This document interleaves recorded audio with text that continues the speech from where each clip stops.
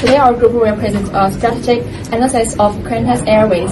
In this presentation, we will link real data from Qantas reports with macroeconomic theory. We aim to explain how these 45 aspects together shape Qantas' success in Australia's aviation market. Now let Oliver introduce this first part to us. Critical evaluation of Qantas Airways cost structure and impact of input prices on profitability. Overview of the financial performance. Alright. Qantas achieved a high growth rate of 8.6%, which has been majorly due to sustained growth in passenger demand and higher yields, but costs are still increasing fairly quickly, displaying ongoing cost inflation. However, profitability has improved due to better utilisation of their capacity and efficiency, which offsets the high operating and fuel costs. So, breakdown of cost structure. Qantas's cost base is mostly made up of variable, operational and fixed capital costs, which is typical of airlines which have lots of employees and lots of planes. Fuel and labour intensive operations mean that input prices changes directly impact profitability. Despite cost pressures, Qantas maintained margin growth by improving productivity and controlling non-fuel costs. Profitability and efficiency trends. Underlying EBIT, earnings before interest and tax, rose from 10.4% in 2024 to 11.1% in 2024, showing modest profit recovery. Fuel savings supported EBIT growth, even as wage and maintenance costs rose. Growth depreciated by 13%, indicating high capital intensity, which increases future fixed costs risk. Operating cash flow improved by 24%, but free cash flow fell due to a heavier capital investment, investing cash outflows, which is 32%. These observations signal profit recovery but weaker cash conversion, which is typical of a capital-heavy expansion cycle. Again, the sensitivity to input prices. Fuel prices. Fuel remains the second largest cost as it makes up 24% of costs. A 10% rise in fuel prices could increase expenditure by around $500 million AED, reducing PBT, profit before tax, by around 20%, if not offset by fuel surcharges or hedging. Qantas's ongoing hedging program likely helped it avoid sharp oil price changes in 2025, but long-term exposure continues. Investment in newer, more fuel-efficient aircrafts, such as the A350 and the A321 XLRS, is expected to lower the per-seat fuel burn, which will remove volatility over time. Labour and operating costs. Operating expenses, excluding fuel, rose by 13%, making it the fastest growing cost category. This reflects rising wages, maintenance and airport handling fees, alongside broader cost inflation across the aviation sector. Labour represents roughly 40% of this category, meaning that if there is a 5% increase in wages, it could reduce EBIT by $285 million AED. Increased by 13%, reflecting fleet renewal and technology investment. While this adds non-cash expense now, it enhances fuel efficiency and reduces maintenance costs long term. However, if demand weakens, high fixed costs will cause profit declines, showing high operational leverage risk. Cash flow implications. Qantas continues to generate cash but is capital hungry. The airline strategy of reinvestment and moderate developing supports future resilience but limits short-term dividends. High operational leverage. Qantas's fixed costs multiply earnings during strong demand periods but increase vulnerability in downturns. Fuel dependencies. Even with improved hedging and efficiency, Qantas remains highly vulnerable to global oil markets, which could pressure profits as sustainability costs rise. Wage inflation. Persistent industrial relation challenges may keep labour costs structurally high, reducing flexibility and cost control. Fleet renewal as a cost hedge. Modern aircraft investment, aka Project Sunrise and A321neo, should reduce fuel and maintenance expenses over the long term, partially offsetting inflationary pressures. Qantas's 2025 financial performance highlights a stable but cost-intensive business model with moderate profitability gains despite rising input costs. Fuel costs decreasing slightly, aiding margins, but labour and operating costs rose significantly, reflecting inflationary and regulatory pressures. Profitability improved, yet cash flow weakened due to higher capital investment. The airline's exposure to volatile fuel prices and wage pressures underscores the need for continued cost discipline, efficiency programs, and hedging strategies. In essence, Qantas's cost structure remains highly sensitive to input price movements, and sustaining profitability depends on effective cost management, fleet modernization, and maintaining strong passenger yields. Now let's move to the second part, whether Qantas benefits from the economics of scale in its operation. As Oliver said in the previous section, Qantas costs are mostly fixed costs. So here we want to find out that a larger operation help Qantas spread the fixed costs. Let's look at this step by step. Before we divide into the Qantas data, let's quickly understand what is the economies of scale. In microeconomics, economies of scale means a reduction in long-run average cost as output increases. Like this LRAC curve, we can say that the downward sloping represents the economics of scale. To make it easier to imagine, for example, when you buy a toilet paper at the Woolworths, a big pack is cheaper per roll because transport and packaging costs can spread over a larger quantity. In the same way, the Qantas also has high fixed costs in many areas. So if there are more flights and carry more passengers, there will be a lower average cost per seat. That is the basic idea of the economics of scale. Now let's look at the Qantas data to see if it is really happening. Here is a summary indicators table I made from the Qantas 2024 and 25 annual report. In this table, we can see that the ASK reached the high billions and up 8% from the last year, and the passenger number hit about 56 million. Load factors rose to the 85%, and all these below figures shows the Qantas is a larger scaled high fixed cost business. This is the perfect setting for the economics of the scale. After we know Qantas has grown larger, it's time to see whether that the scale lowered its cost per unit. This is the direct evidence of ES. In FY 2025, total unit costs fall to 9.49, and there are 2.5% lower than last year. As the ASK and the seat factor improved, Qantas spread fixed cost over more safe kilometers. This is much the LRAC downward part. This will showing a clear economics of scale. And now let's look at how Qantas achieves scale benefits. There are three main strategies. The first one is spreading fixed costs. As we analyzed before, the expenses like the aircraft, the pilot training, and some facility and IT systems stay the same no matter how many flights run. So when the Qantas increase the number of the flights and passengers, these costs are spread more widely. And second one is bulk purchasing and bargaining power. Under Project Winter, the Qantas purchased the aircraft in bulk, and also in 2025, there are also a Project Sunrise rules, and our group member will introduce it later. So according to this purchasing figure, we can find that larger order means better price and higher fuel efficiency. And third one is the loyalty program and the network effects.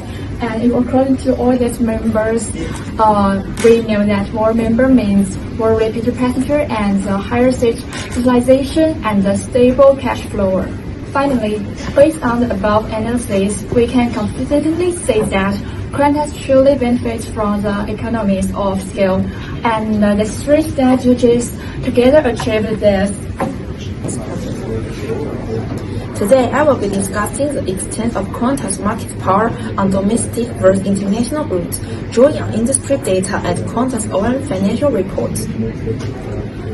Market power means a firm's ability to influence price, capacity, and competition, rather than just reacting to market force. Let's begin with the domestic market. The Australian domestic aviation market is highly concentrated, essentially duopoly between the Qantas Group and Virgin Australia. As for March 2025, Qantas and Jetstar together had 63.9% together, of total passenger share, Qantas 37.5% and Jetstar 26.4%, while Virgin Australia held 34.4% and Rex just 1.7%. According to ACCC's 2025 report, the collapse of Bonza and Rex withdrawal with major city routes have further reduced competition. This concentration means Qantas can strongly influence pricing and capacity decisions, especially on key trunk routes such as Sydney to Melbourne and Brisbane to Sydney. Qantas' market power is also reinforced by regulatory barriers. First, corporate restriction prevents foreign airlines from operating domestic routes, protecting local carriers. Second, Sydney Airport's load controls limit access to peak times. Although a new independent load manager started in 2025, Qantas still holds most premium slots. Finally, the Treasurer has directed the ACCC to monitor the domestic market until 2026 to ensure fair competition. Altogether, these policies create high entry barriers for Qantas to maintain dominance in the domestic market. Financial data clearly reflects Qantas' domestic strength. In FY25, its domestic segment earned $2.6 billion EBIT, with a 40% profit margin, one of the highest in the industry. In the first half of FY25 alone, it achieved 19 and 16 million Australian dollar EBIT, driven by strong business travel demand. Qantas carried 80% of corporate travelers and 54% of SME traffic. Its dual-brand strategy, premium Qantas and low-cost Jetstar, enables effective market segmentation, capturing both high-end and price-sensitive customers. So overall, Qantas' domestic market power is built on concentration, regulation, and strategic brand position. Now, looking at the international routes, the picture is changes. Here, Qantas faces intense competition from many foreign airlines, including Singapore Airlines and so on. Unlike the domestic duopoly, this market is higher fragmented. As a result, Qantas' international EBIT margin is only 8%, compared with the Qantas domestic 14%. International operations are tightly controlled by bilateral air service agreements and open skies policies. These rules prevent Qantas from freely setting capacity or prices. Instead, governments negotiate access, often favoring multiple airlines. For example, Qatar Air will gain ACCC and government approval to acquire 25% of Virgin Australia and launch 28 new weekly Australian Doha flights, further increasing competition. To offset it, Qantas uses strategic partnership. It's a founding member of the One World Alliance, partners closely with Emirates for European Connect while Dubai, and is investing in Project Sunrising ultra-long-haul flights from Sydney and Melbourne to New York and London. This cooperation helps Qantas maintain network strength despite competitive pressure. The table summarizes the key contrasts. To conclude, domestically, Qantas enjoys significant market power thanks to dominance, government protection, and dual-brand strategy.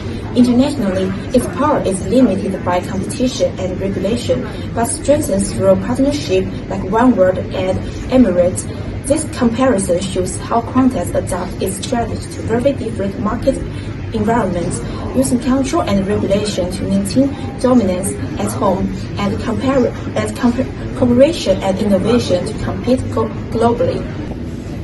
Okay, so in my previous scene, we established the fact that Qantas has market power as it acts as a duopoly in its own domestic market. It gives itself the power to set its market price over the marginal costs, and in order to maximize its profit, it uses price discrimination by identifying different demand elasticities as well as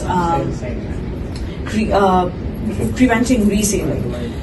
Each airline's pricing strategies is done by observing its rivals' responses, rival strategies, and that's how it gets the best response out of its highest profits out of its strategy. Which oligopoly model fits Qantas the best? It clearly shows that in terms of the model which it fits best, we can't exactly qualify it under a specific category, but rather that it depends upon what sort of pricing strategy it's using, whether it's a price war with Virgin resulting in a first degree price competition, or it's like ordering more if it's aircrafts resulting in higher capacity to overpower its competitor, which then again results in second degree quantity competition. Lastly, it's the first mover advantage. It's a different sort of strategy it applies, which basically is announcing its new routes, timetables, and slots to ensure a dominance over its rivals, behaving as a leader to create the first move. This is established by the differentiated Barton reaction curves. You can clearly see how flat the Qantas reaction curve is, showing a stronger brand and less sensitive customers, and it clearly shows that how loyal the customers are towards Qantas's prices.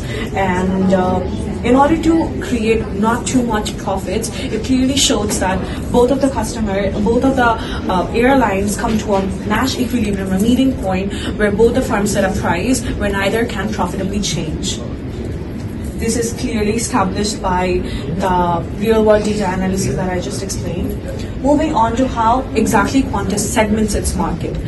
If it is segmenting by its traveler type, whether they are a business passenger or a leisure passenger who just looks for sales or discounts in its ticket prices, and that's when they book, it clearly shows. It clearly is dependent upon its elasticity. If it's a highly elastic demand, then it's gonna have lower prices. If it's an inelastic demand, it's gonna have higher prices. And all of these are done by the single motive of profit maximization, which is clearly again established by the fact that all the margin revenue curves of both the business and the leisure demands cross with or intersect with the marginal cost curve, and exactly that's where the price has been set and the equilibrium points are established. Also, if we come in terms of domestic or international, if it is operating in an international market, it has higher competition. If it's operating in a domestic market, it has higher power to control the prices. So yeah, this is how they segment their prices. Coming on to second degree discrimination, which is also implemented by Qantas, how that's done by versioning, again, lower prices, higher price elasticity of demand, and business classes, which they give the versioning is done is basically by the different types of services for different elasticities. They offer premium services for the business class, hence charging higher prices, which completely makes sense for the customers. Then is done by bundling, allowing the customers to self-select whether they want to choose their seats or they want food, baggage types, holiday packages, completely upon the customers, creating variety of the prices. Time versioning, exactly how it suggests, early bookings cheaper than last minute fares. And lastly, coming to the frequent flyer benefits, which is basically how Qantas categorizes its loyal members through points and creates a dynamic menu pricing system, which is basically shown how each of the customers, the higher the points they have, the higher facilities they get in terms of classes and all that. Coming to the last point, how it creates strategic alliances in the international market and expands its global reach. It's a founding member of One World Alliance. Okay. So last but not least, it's the Strategic Partnership Alliance. It's how Qantas creates a global reach through creating a One World Alliance, connecting with more than 12 plus airlines and 900 plus destinations, which mainly sums up to the point that Qantas believes in collaborating with its competitors rather than competing against them in providing loyalty programs, lounges and everything. hence reducing its competitors and applying the microeconomic theories minutely throughout all of its pricing strategies. Hey guys, I'm going to talk about the potential for monopoly power in Qantas upcoming direct ultra-long haul routes from Sydney and Melbourne to New York and London. Non-stop ultra-long haul flight is a distinct product which saves time and avoids the uncertainty of stock hours, catering to premium and high-income travelers. So, what creates potential monopoly power of Qantas in this market? Qantas has launched the non-stop route from Perth to London, which means Qantas owns many advantages in operational experience. And as we analyzed previously, Qantas benefits a lot from economics of scale. All of these are beneficial to gain an advantage in the competition on uncounted direct ultra-long haul routes for Qantas. Also, as we have previously talked about Qantas pricing strategies and the practice of price discrimination, similarly, as it targets on business and high-income travelers who are often less sensitive to price. This benefits Qantas in earning higher premiums through price discrimination. And it is noteworthy that in the future, to a large extent, in my prediction, an important factor to promote the potential strong monopoly power of Qantas in this sector will be the advantage of aircraft types. The planned two ultra-long haul routes both exceed 16 million kilometers, which means that flying directly requires specialized aircraft. For this purpose, Qantas launched Project Sunrise in 2017, for which I quote, to take on the final frontal elevation directly flies from Sydney to Europe and New York. The aircraft is scheduled to arrive in October 2026.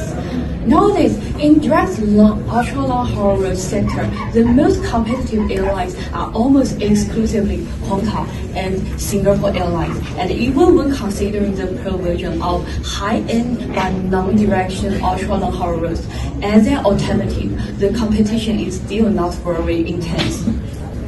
Based on this, we simplify the model as Qantas, major competitor 1, 2, 3, and the other competitor to calculate HHI. Assume that Qantas occupies 30% of the market share. The final HHI equals 2,200. Similarly, if we assume that Qantas takes 5% of the market share, the final HHI will over 3,000. This is much higher than standard of highly concentrated market.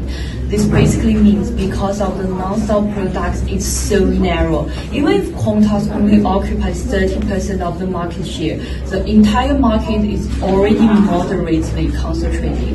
As long as Qantas occupies half of the market, it means the entire market will become a highly concentrated market.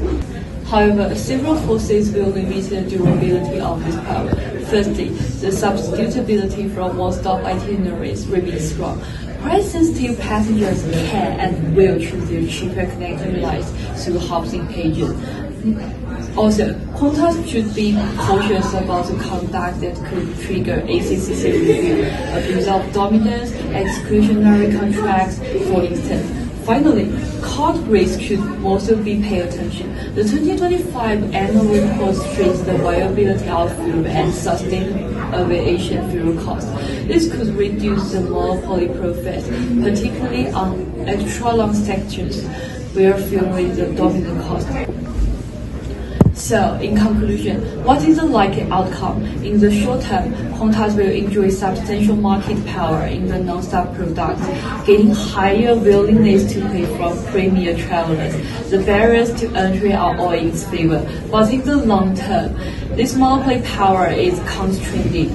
One-stop competition, cost pressures, and strong regulation will all limit Qantas' ability to sustain the monopoly pricing power. To summarize our group's findings, Qantas, as a major monopoly force in Australia's domestic airline industry, has benefited significantly from cost structure, economics of scale, and price discrimination, and will continue to be a significant force in ultra-long haul travel. However, Qantas still faces certain risks in their cost structure and its ability to maintain its monopoly position. Okay, that's all our group's report.